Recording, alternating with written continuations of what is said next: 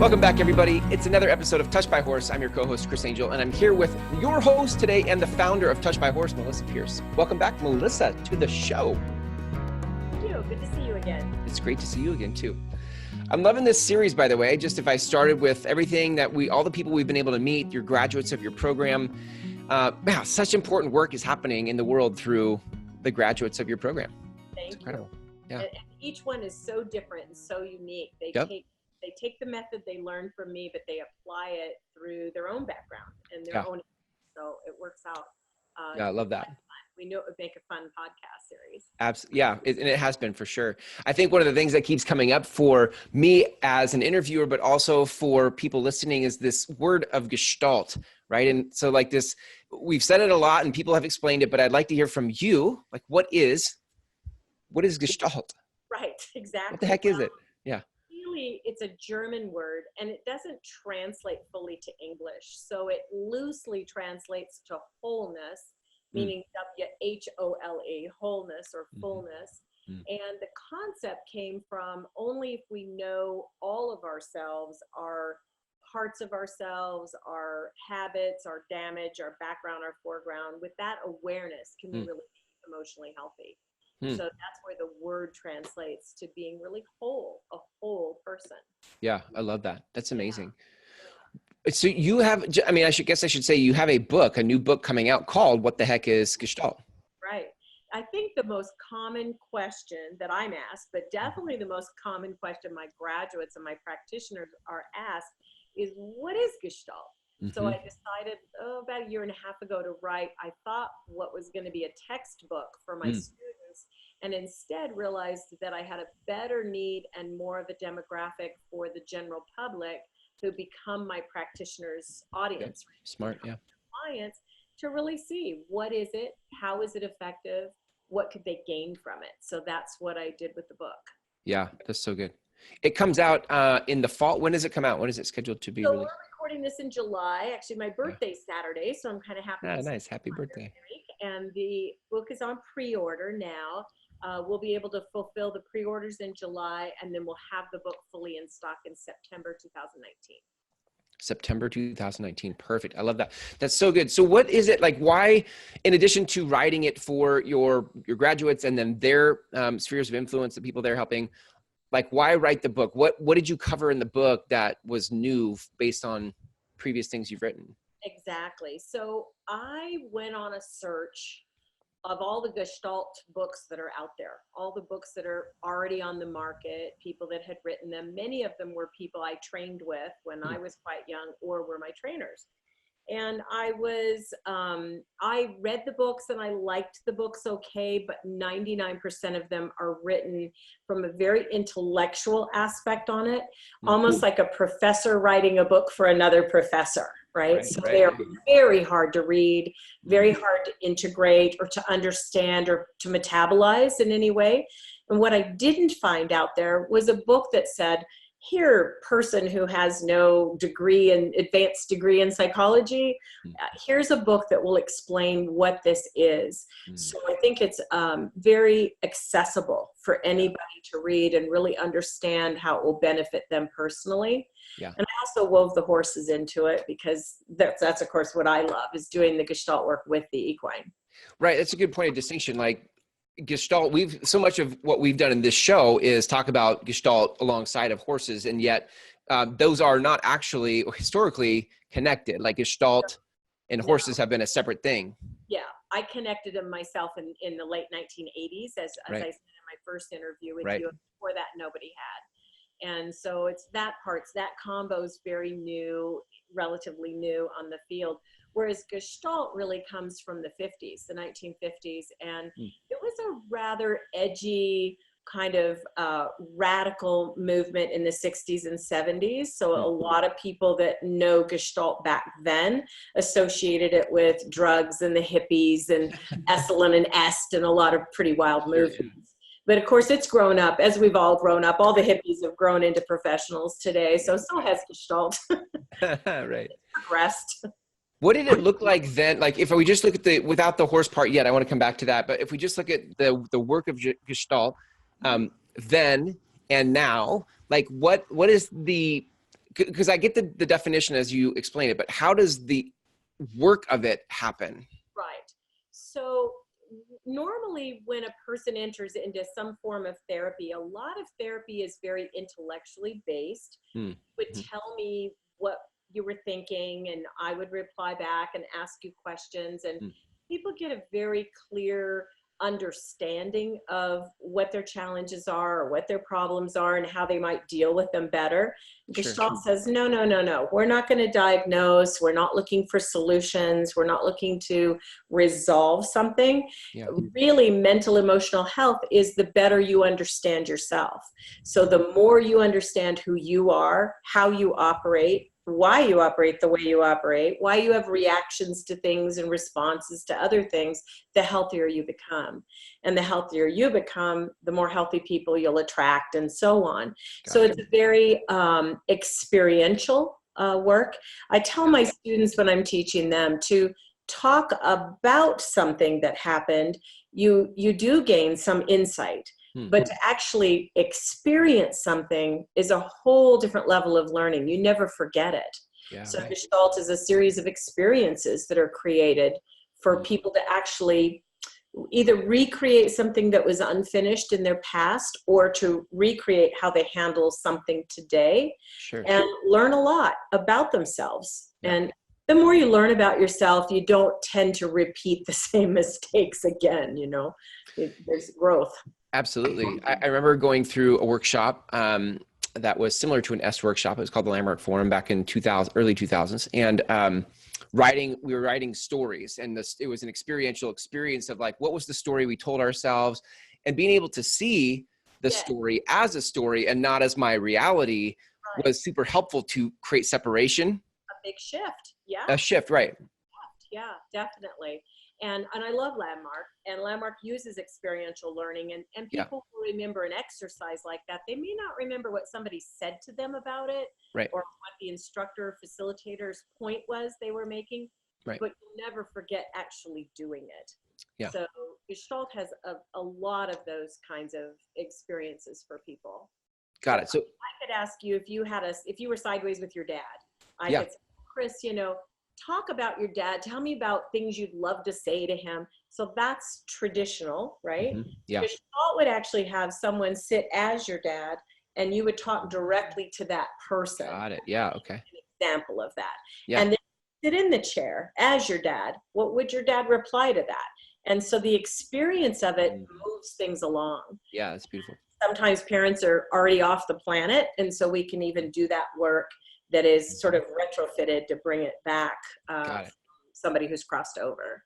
That's beautiful. That's a great description. So I totally get the difference between traditional counseling, therapy, whatever, where we're talking about it, versus actually having or recreating the experience. Exactly. Got it. Totally get it. Okay, so now let's bring in the horses, because that's Gestalt. Yeah. So then we do that with the horses. Walk me through some of that also. So the horses are wired so that the way their brain works is, most of a horse's brain is about its athleticism. So they're amazing athletes. Michael Jordan can't compete with a horse. Yeah. Amazing athletes. But they don't quantify or qualify things with their brain. They can't do math. They're not going to engineer a new barn. That's not where their brain goes. So they have zero interest in plugging into what I think, but they have a lot of interest in what I feel. So that's how they stay alive on the planet. They send the feeling vibrations out to each other, and that's how they stay safe. So they're very interested in how we feel. So when we move from talking about, which is in the head, in the mind, to experience, they're plugged in. They're right there. They're with us in the experience. And they feel if somebody's deeply saddened over grief, or they're angry about something, or variety of things that are going on, they can understand that. They get the feelings, and they want to, I always say, they help that which is fractured become whole. That's what they're interested in. So, how do they do that? Like I got to go visit Kelly Grill's horses a week or two ago. Yeah, it was fabulous. And I was wondering, like, before I got there, am I gonna feel something? Is something gonna be tingly? Am I gonna levitate? I don't. What happens around these horses? Right.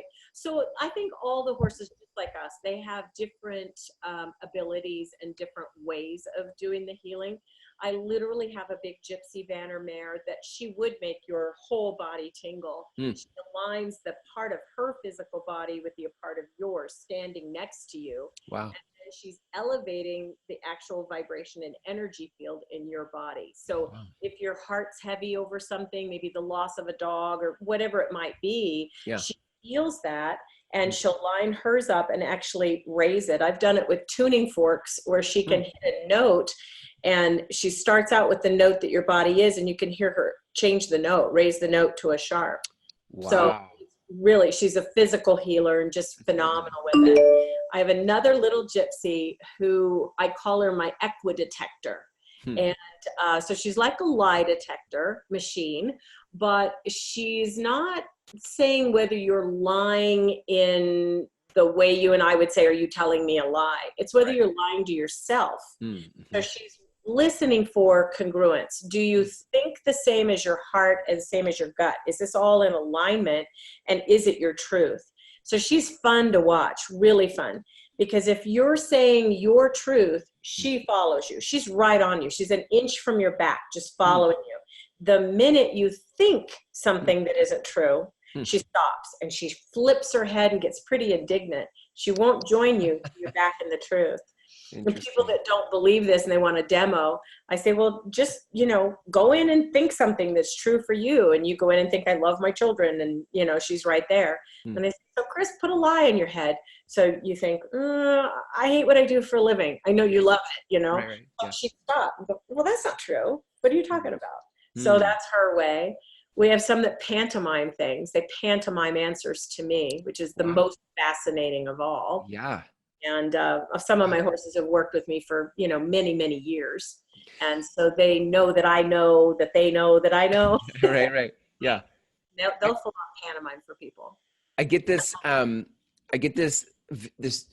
mental image of this real partnership between the horse and the coach.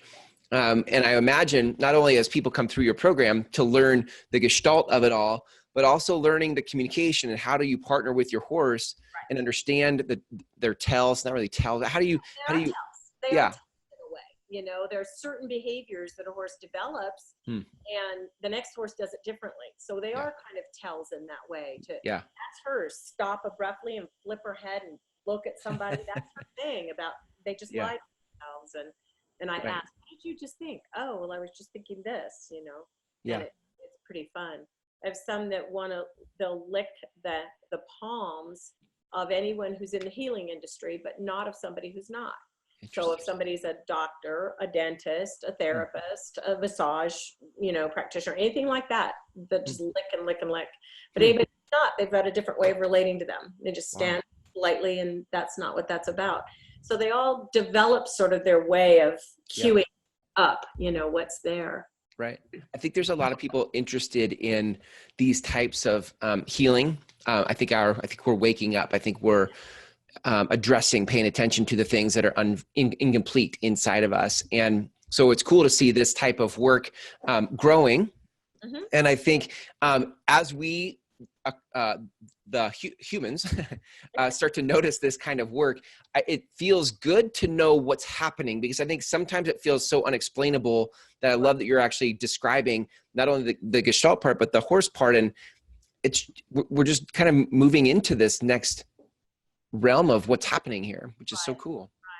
And some of the equine assisted work that is not my methodology, but others' methodologies, the horse is actually like a partner in a game. So they set up maybe an obstacle course or something that they want the human and horse to do, and then they debrief it. So that's a little bit like an experiential learning that is activities based, like a ropes course. Right. Totally. Yeah, I get that. And people get intellectual understanding there too. With my method, the difference is the gestalt. The difference is horses are very purely gestalt themselves. They're only interested in the here and now. And that's one of the premises of gestalt itself. They're only interested in honesty and finding awareness with people. So they really work to develop that with them. And so the partnerships that they build with us are incredible. Yeah. That's so good. I love it. What do you feel like is the heart of, your desire, your wish for people who read the next book? What do you want them to get out of What the Heck is Gestalt? I want them to understand that for many people, I won't say for everyone, but for many, many, many people, this is an alternative, whether it's with the horses or it's with my practitioners without the horse. It's an alternative to seeing a therapist once a week for a year or two. People can come and do 3 or 4 sessions and accomplish more than they can talking about something for a very, very long period of time. Yeah. And I think a lot of people don't know the embodied pureness of Gestalt. They haven't experienced it themselves. And if they ask a therapist about it and the therapist isn't up to date on it, they think about it from the 70s and they think, oh, it's kind of edgy. You know, it's a little edgy stuff. And truly today, it has so much efficacy. It's quick, it's deep. It's a little bit like going for surgery versus the physical therapist. You know, you hope the physical therapist can help you with 99 sessions.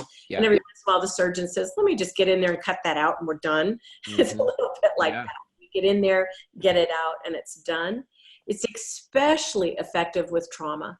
So anyone that has had any kind of trauma, whether it's from a car accident or a divorce that went bad, the loss of somebody that they were close to, any of those kinds of things, certainly with veterans, etc. It's the most effective modality that there is. Yeah.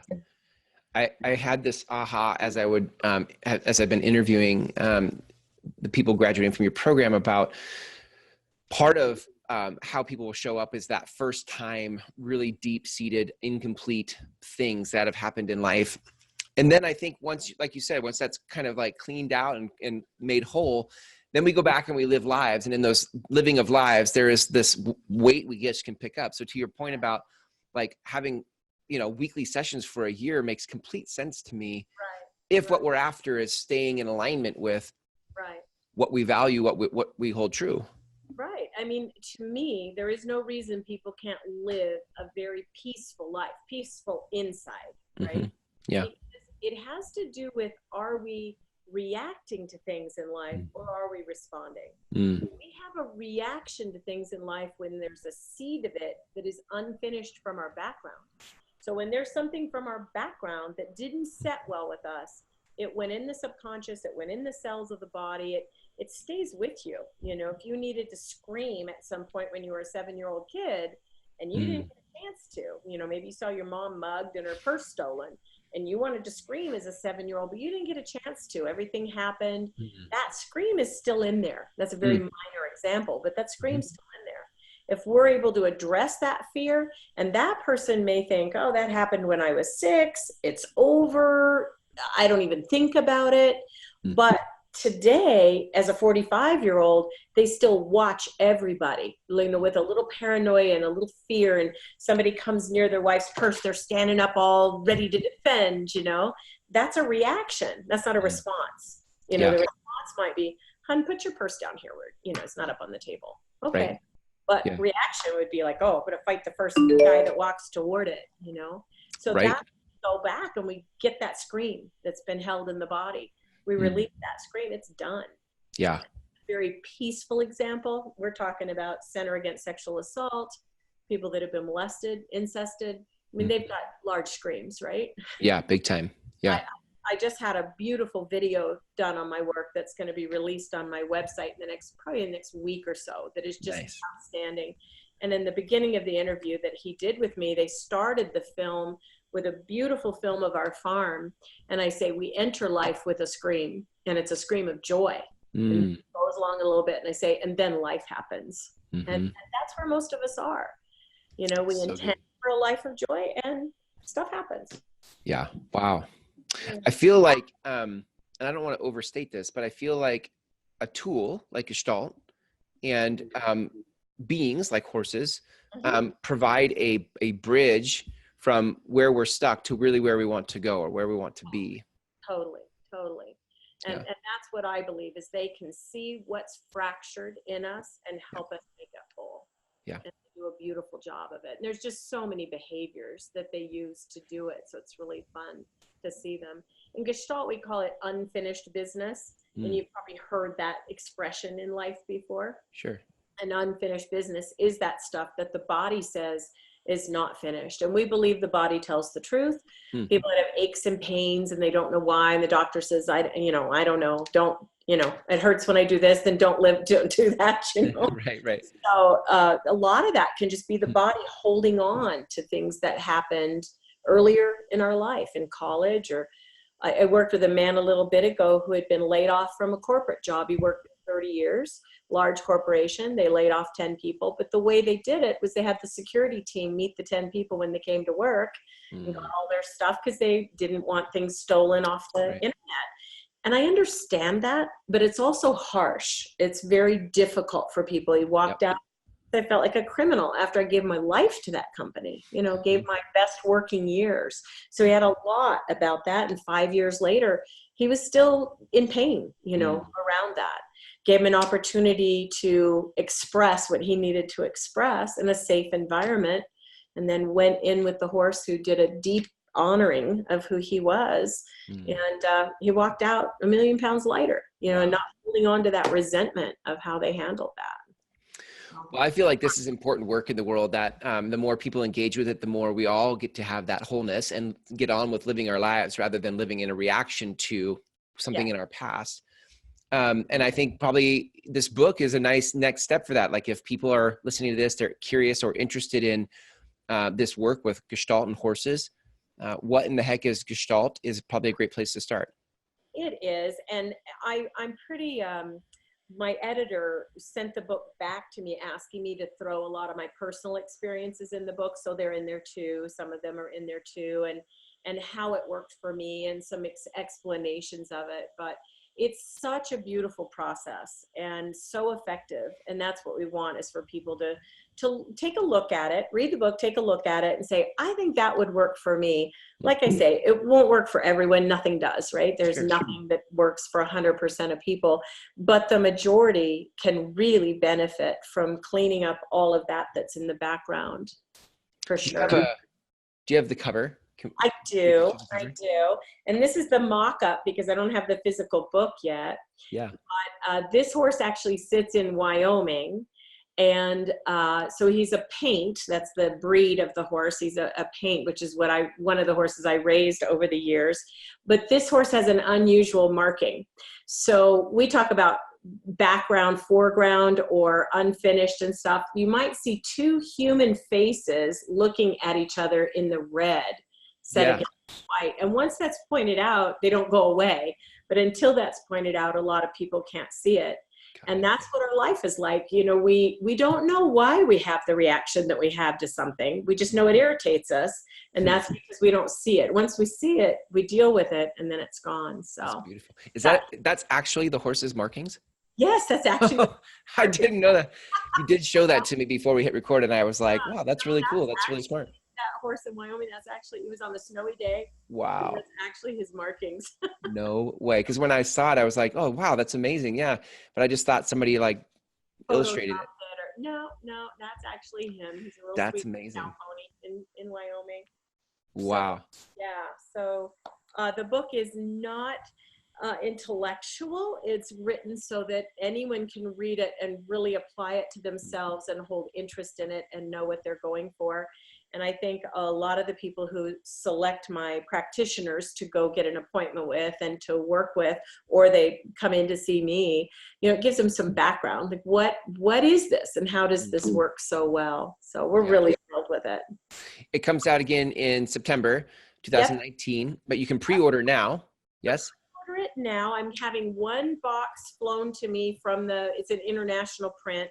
And so I'm having one box flown to me to fill my pre-orders right now. So if people pre-order it, we could probably get it to them in about 2 weeks. Oh, beautiful. Posting in early July. Okay. And then we'll have a large shipment coming in September. So good. And they can get that at touchedbyahorse.com. Touchedbyahorse.com in our shop. We have a brand new website since I last was on with you too. Yeah. Yeah, lots of new stuff. I know, lots of stuff. New website, new video coming here in a week or so. videos will be on there in about a week. So they're done. I've seen them. I'm over the moon over both of them, and really explains a lot with that too. So great. Any last minute advice or perspective that you would want to share and leave people with as they think about Gestalt and their life? The kind of founder or father of Gestalt was a man named Fritz Perls. And he used to say, lose your mind and come to your senses. And that's what he meant. And that's what horses do. Lose the mind and come to the full sensing of yourself, of your body, of life. And that's really where peace resides. So that's what we're all about, is helping people come to that point of peace in their life. So good. Beautiful. Thank you. And thank you for all you, Chris, and your great interviews for our team. You're so welcome. Thank you for bringing this important work to the world. I really do feel like there's an awakening happening, and I feel like this kind of work is perfect to usher that in. And so it's been an honor, and thank you for all that you're doing. Thank you so much. See ya. Thanks.